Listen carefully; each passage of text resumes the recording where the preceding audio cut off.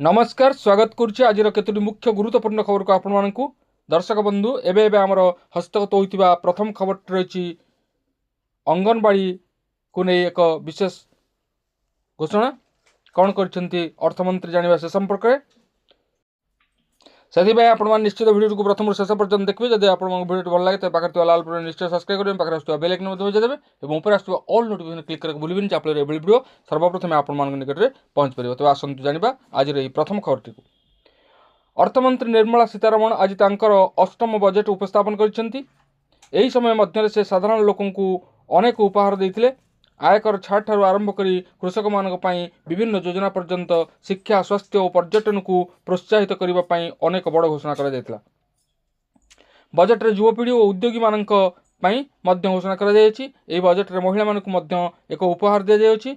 महिला सशक्तिकरण को प्रोत्साहित करने अर्थमंत्री निर्मला सीतारमण महिला उद्योग मानक योजना घोषणा कर अंगनवाड़ी और गर्भवती महिला घोषणा कर सक्षम अंगनवाड़ी और पोषण सक्षम अंगनवाड़ी एवं पोषण 2.0 घोषणा कर अर्थमंत्री कहते जे एही योजना रे 8 कोटी शिशु 1 कोटी गर्भवती महिला और 20 लाख किशोरी बालिका उपकृत हे।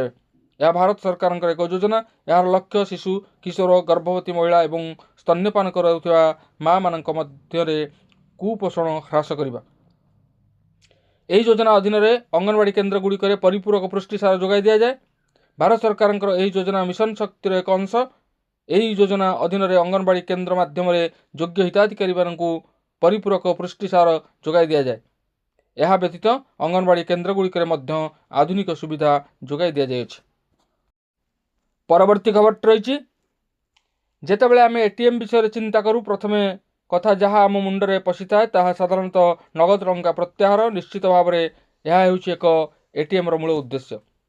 आम समस्त बैंक को न जाई नगद टंका एटीएम रु सहज और सुविधा काढ़ी पारुछे किंतु वास्तव में टंका काढ़ा व्यतीत अनेक काम अच्छी जहाँ आपण एक एटीएम रे करि परिबे। तेबे एही सब काम विषय अनेक लोक जानती ना। आसतु जानिबा एटीएम मेसीन रे केउ 10टी काम आमे करि परिबा। आपण नगद टंका प्रत्याहार करि परिबे, आपणकर बालांस एवं मिनी टेस्टमेंट देखि परिबे, कार्ड जरिया रे टंका ट्रांजैक्शन करि परिबे, आपणकर क्रेडिट कार्ड बिल भरी परिबे, टंका अकाउंट रे डिपोजिट मध्य करि परिबे, जीवन बीमा प्रीमियम मध्य प्रदान करि परिबे, एक चेक बुक पाई अनुरोध मध्य करि परिबे, बिल भरी परिबे मध्य, मोबाइल बैंकिंग पंजीकरण मध्य करि परिबे, आपणकर पिन परिवर्तन मध्य आपण मान करि परिबे। तेबे आमे एही भली भाबरे 10टी काम एटीएम माध्यम रे करि परिबा जहाँ समस्त को सठिक भाव जाना न थाए। एबे वर्तमान आमे जानिले। परवर्ती खबर रही ग्राहक मानक मिलला बड़ खुशी खबर। बजेट पूर्व कमिला कमर्शियल एलपीजी सिलिंडर दर। इंडियन ऑयल कॉर्पोरेशन वेबसाइट अनुजाई 19 केजी कमर्शियल एलपीजी सिलिंडर दाम 7 टंका कमी। आज सकाल 6टारू नुआ दर लागू होईछि। ऑयल मार्केटिंग कंपनी गुड़िक आज यही दर ह्रास नहीं घोषणा कर दाम ह्रास पर राजधानी दिल्ली में 19 केजी कमर्शियल एलपीजी सिलिंडर दाम एवं 1797 टंका रही।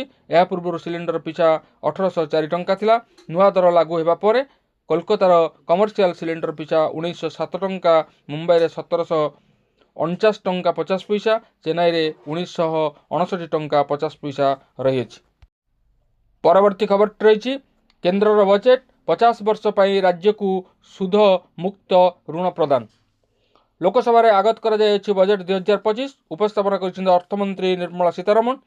यह प्रधानमंत्री नरेंद्र मोदी तृतीय कार्यकाल प्रथम पूर्णांग बजेट 2025-26 आर्थिक वर्ष पर बजेट उपस्थापन कर अर्थमंत्री निर्मला सीतारमण। लगातार अष्टम थर पर देशर आय और व्ययर अटकल रखिबे निर्मला सीतारमण। यह पूर्व प्रधानमंत्री नरेंद्र मोदी संसद भवन में पहुंची सारी। बजेट उपस्थापन पूर्व राष्ट्रपति द्रौपदी मुर्मू भेटी निर्मला सीतारमण।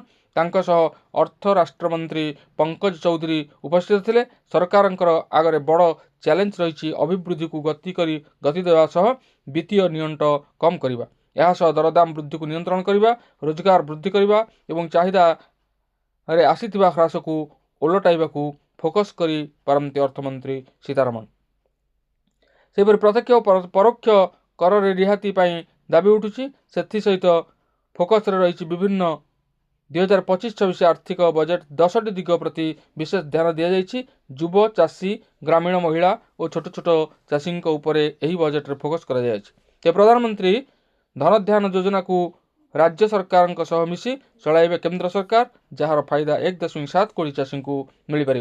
प्रथम पर्यायर 100टी विकासशील कृषि जिला को एथिरे शामिल करा जिवो। एथिसह निर्मला सीतारमण आउरी मध्य कहिसेंती युवकंक नियुक्ति उपरे मध्य गुरुत्व दिया जायछि। आउरी मध्य घोषणा करा 50 वर्ष पई राज्य को सुध मुक्त ऋण प्रदान करा जिवो। एसएचजी पई ग्रामीण क्रेडिट कार्ड प्रदान करा जिवा सह फोकस रे विभिन्न जिनिस मध्य रखा जायछि। एथिसह उड़ान योजना को गुरुत्व दिया जायछि।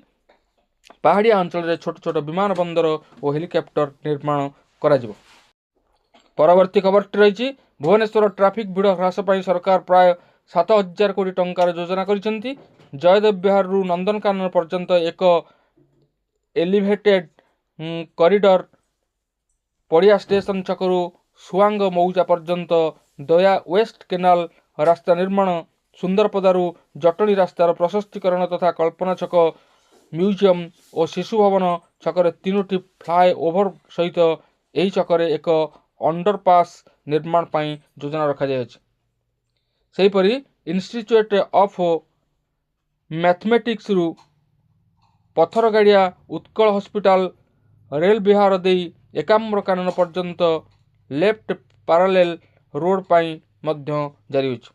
यह सहित डमनारू प्रेस छक, कलाराहांगरू बरीमुंड और केलुचरण पार्क रु बरीमुंड पर्यंत 3टी राइट एक्शन रोड निर्माण योजना रखाई। यह सहित 64 किलोमीटर एक इनर रिंग रोड मध्य निर्माण करा जिवो। पूर्त मंत्री पृथ्वीराज हरिचंदन एवं यही सूचना देइछन्ति। तमांडरू पाइकरापुर एवं धौलीरू तमांडो 6 लेन रास्ता हेबो। भुवनेश्वर संप्रसारण पाई आउट रिंग रोड योजना प्रस्तुत करा जायछि। परवर्ती खबर रही 2025 वर्ष में प्राथमिक शिक्षक बदली पाई टाइमलाइन प्रकाश पाई। मार्च 1 बदली प्रक्रिया आरंभ हो जून मास शेष सुधा सर। एने प्राथमिक शिक्षा निर्देशालय पक्षर ओडिशा विद्यालय शिक्षा कार्यक्रम प्राधिकरण राज्य प्रकल्प निर्देशकों समेत समस्त जिला और ब्लॉक शिक्षा अधिकारी मानक अवगत करा जायछि। बदली आवेदन पर आग्रही शिक्षक शिक्षयित्री माने मार्च 1 रु 16 तारिख मध्य सेमानकर प्रोफाइल अपडेट करें। यापर मार्च 17 तारिख रु एप्रिल 1 तारिख पर्यंत बदली पर ऑनलाइन आवेदन करेंगे। 2 रु 11 तारिख मध्य बीईओ और डीईओ माने आवेदन को जांच करेंगे। स्वास्थ्यगत समस्या थिले 15 रु 19 तारिख मध्य मेडिकल बोर्ड निकट को पठाଯିव। से मे 9 तारिख रे चूड़ांत रिपोर्ट मिलवा पर 14 तारिख सुधा पोर्टाल रे अपलोड हो। 19 रु 26 तारिख मध्य जिला और राज्य स्तरीय ट्रांसफर कमिटी बसी तालिका चूड़ांत कला 28 और 29 तारिख में बदली आदेश प्रदान करा जिवो। जून 6 तारिख मध्य शिक्षक शिक्षयित्री माने नूतन विद्यालय जोगदे बोली कहुछि।